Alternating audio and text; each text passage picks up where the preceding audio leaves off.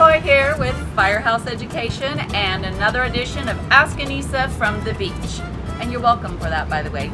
Still in Fiji, I'm very happy to say this is our last day and we will be heading home soon.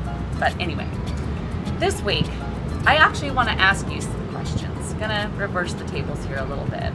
And you know, this is December 2018, almost the end of the year. And this might even be the last Ask Annissa video that you watch this year. I'm not sure. But at any rate, I want to ask you some questions and really take this opportunity to do some reflection, if you will, for all of us and our businesses. And, you know, at this time of year, most people are super proactive about, okay, 2019 is coming up, we got to set some goals. This is what we want to do in gross revenue in 2019. We want to go here, we want to do that, we want to do this. We're going to set the next year up for success. And that's great.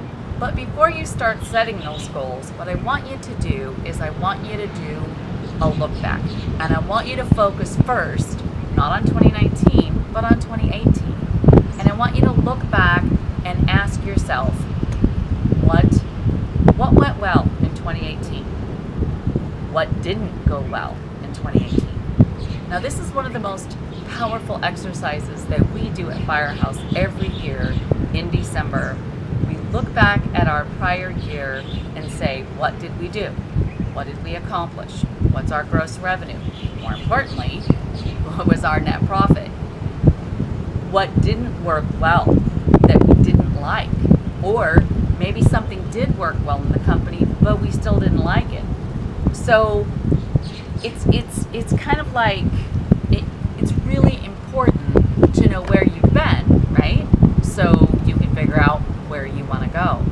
And one of the big pieces in that look back that gets missed often is really analyzing your profit and loss and making sure that, you know, that the areas that you're focusing on, the services that you do in your business, are they what's actually making you money? Are they what you actually enjoy doing as well?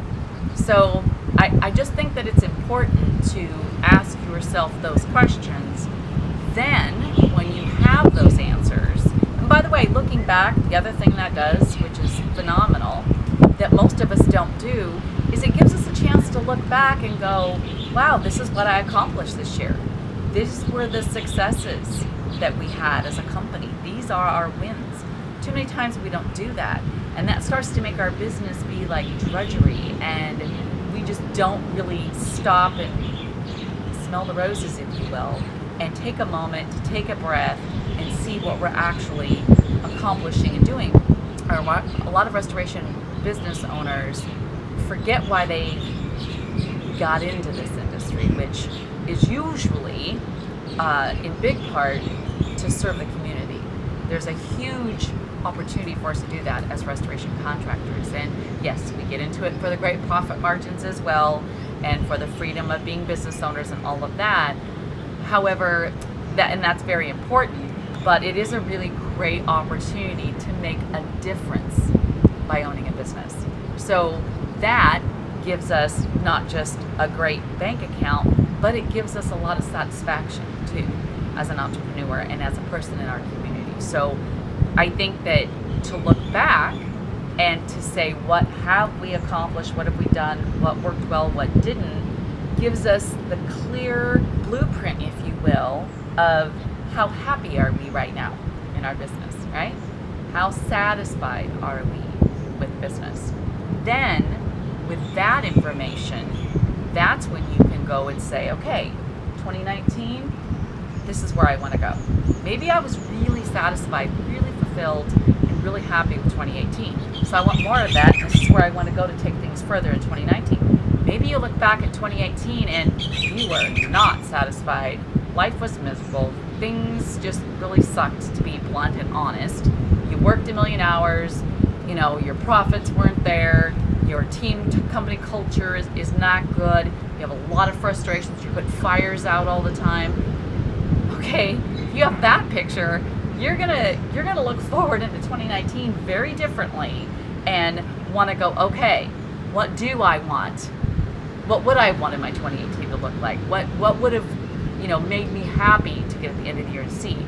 Then, when we're very clear and present with that, then we go forward with our 2019 plan. So to say to be successful is to set goals and plan ahead your next year, projections is great, and that is important. But as I said, if you don't do this back end work and have this data, this information, you're not going to be able to go forward very successfully.